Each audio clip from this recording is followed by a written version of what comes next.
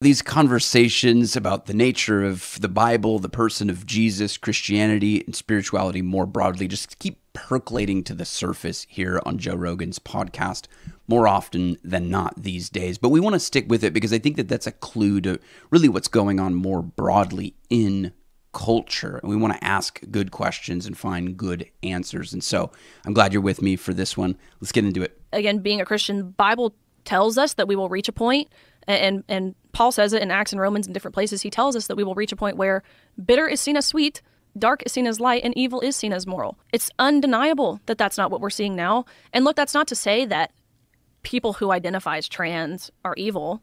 I don't necessarily think that. But what is evil is deception. Yeah. Manipulation is evil. Temptation is evil. Lying and affirming delusions, that's evil. And that's exactly how Satan works and how he operates, is in the darkness. But now a lot of it is coming to light. Again, thanks to people like Elon Musk. It sounds loony when we start having these kind of conversations about like Satan and evil and good and, and biblical stories. But as time goes on, I think that what the Bible is I think at one point in time, there was a very sophisticated society that got wiped out by some sort of a massive natural disaster. And then over time, they told the stories that they had learned since they stopped writing things down, and they probably had to live like barbarians for thousands of years.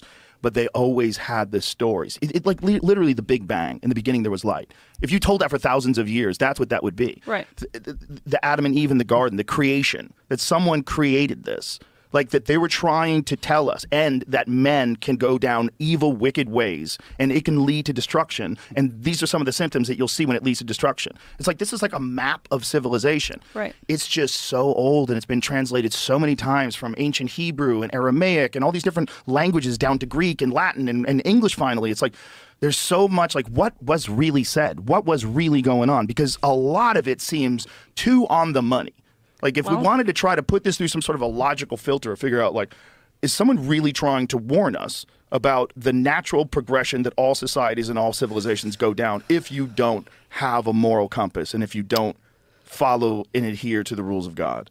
Okay, so I just want to pause it there for a second because I do want to handle these things, and if it goes on too long, then we kind of forget stuff. But you kind of have to love it when Joe gets fired up about the Bible. Again, I think that that's just part of what's going on in society today. I think people are coming to realize that the Bible has a lot to say about the nature of humanity, about the nature of the world, about the condition of our soul, and the true horrors that exist in this world, and then the hope that we have that those horrors have been conquered and that we truly have victory. Now, did Joe say that? No, but listen to what he says and realize that he's basically telling the story from Adam and Eve in the garden to the flood to the oral tradition that then Moses would have inherited as he writes down the first 5 books of the Bible.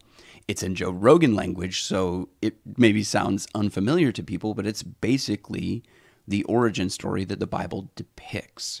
There was an advanced society, but the Bible just calls that Eden. I think a lot of people maybe don't think of Eden as being advanced, but you read that and you realize that Adam, in that first part of that story, obviously understood a lot about the world and probably used his brain way more effectively than modern people do.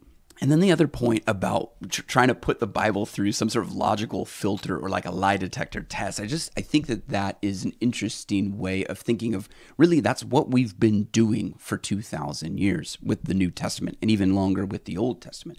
I mean, people have approached the Bible time and time again to try to disprove it, disregard it, and yet here we are. Here it is. And we desperately need the answers, the information, the revelation from the Bible to help us make sense of this world and to help us combat the true evils that we're seeing in society today. So in a way, we have put the Bible through a lie detector test. We have put it through a logical filter.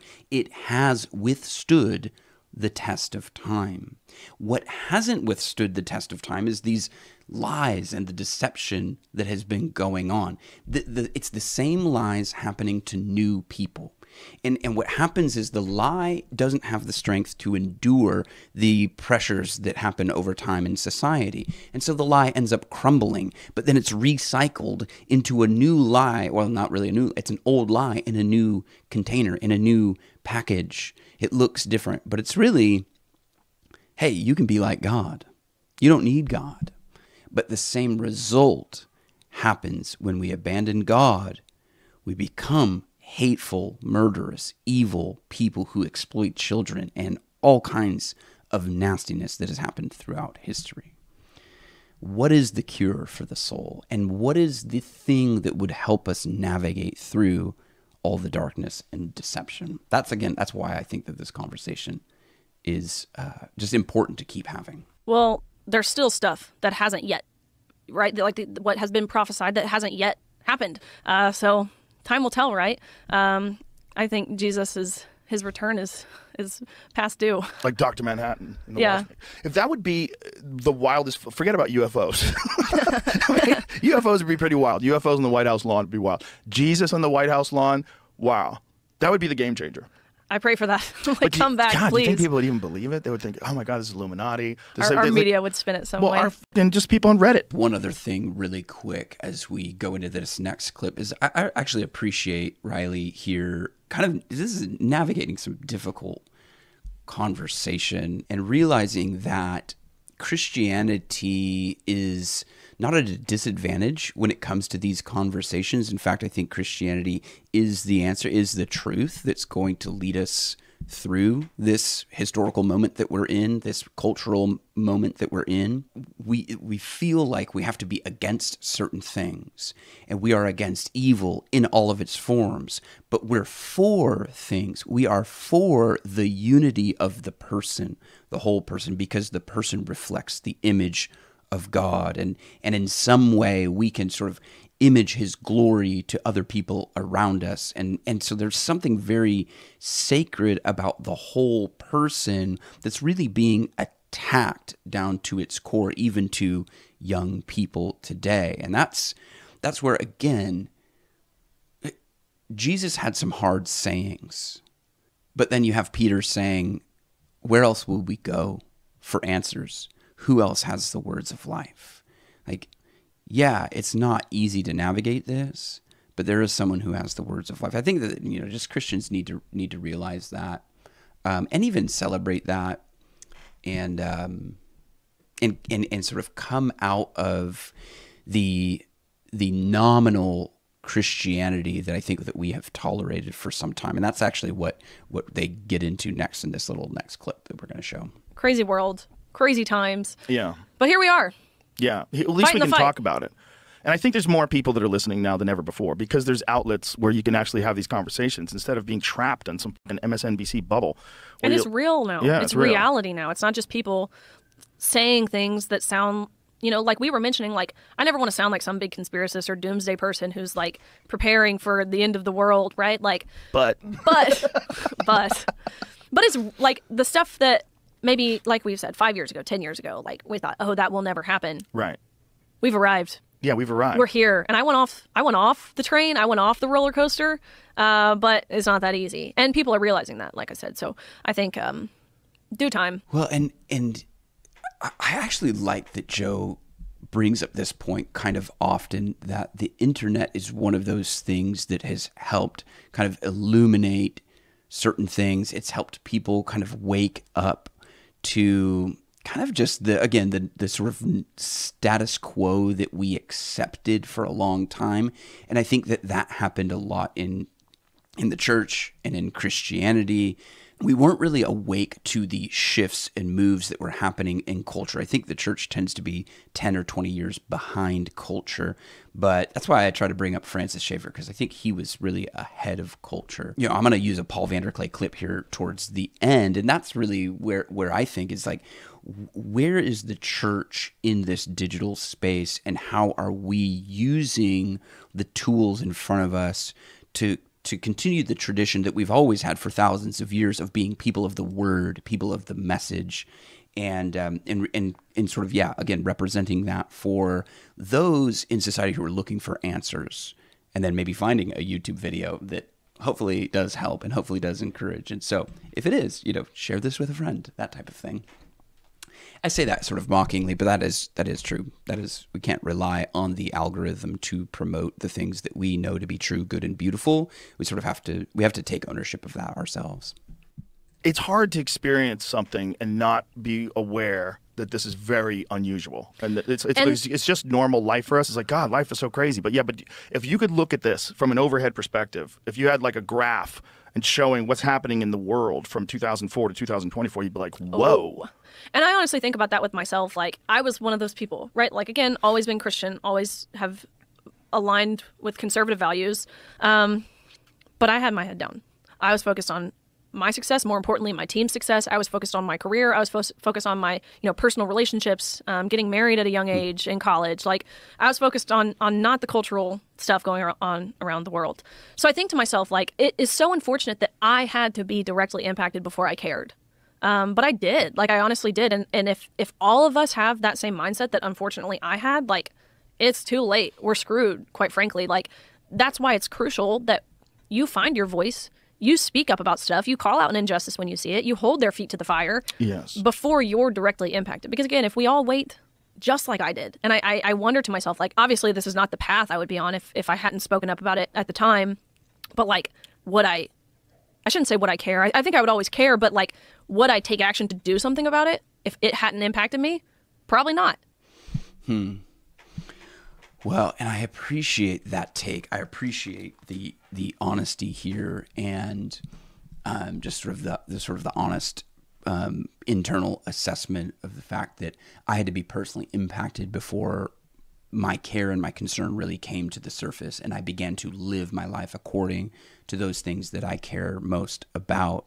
And again, that's sort of the nominal Christianity that I think has really been prevalent in kind of the Christian church, maybe the sort of normie evangelical modern Western church.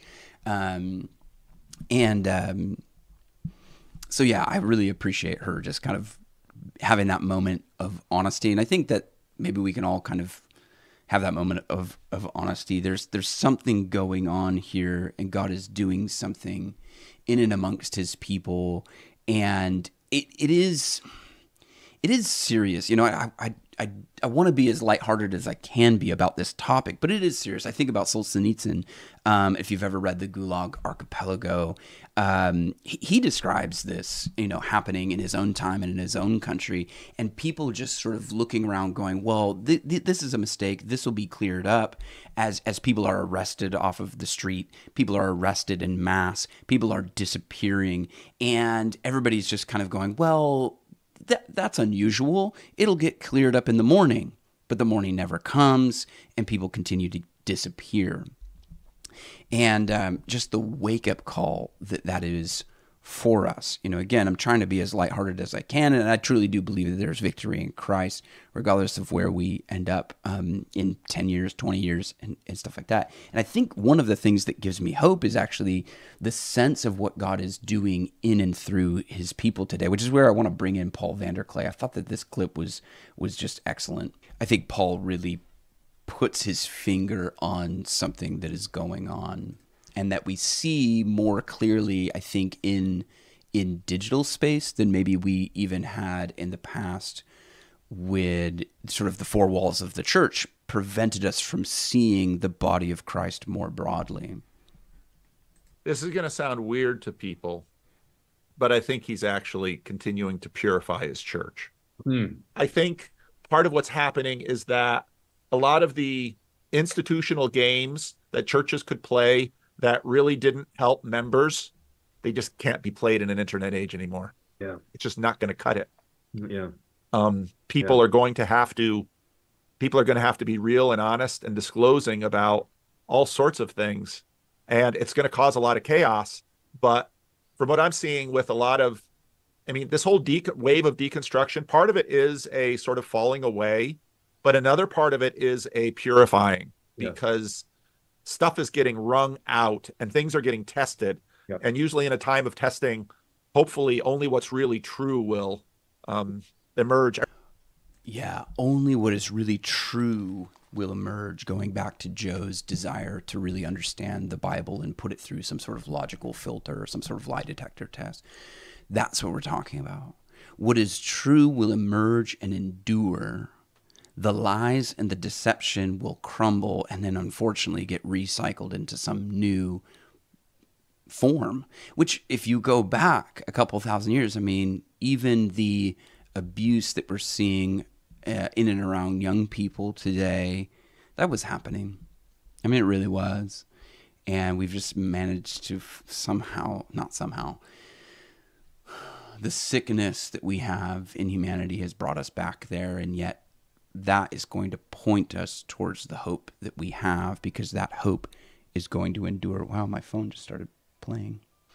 So I hope we've done a good job of pointing to the actual hope that we have in this world, even though there's a lot of sort of darkness and deception. And if you haven't checked out any of the other videos that I've done on similar topics, you can check those out. And I look forward to seeing you in the next one.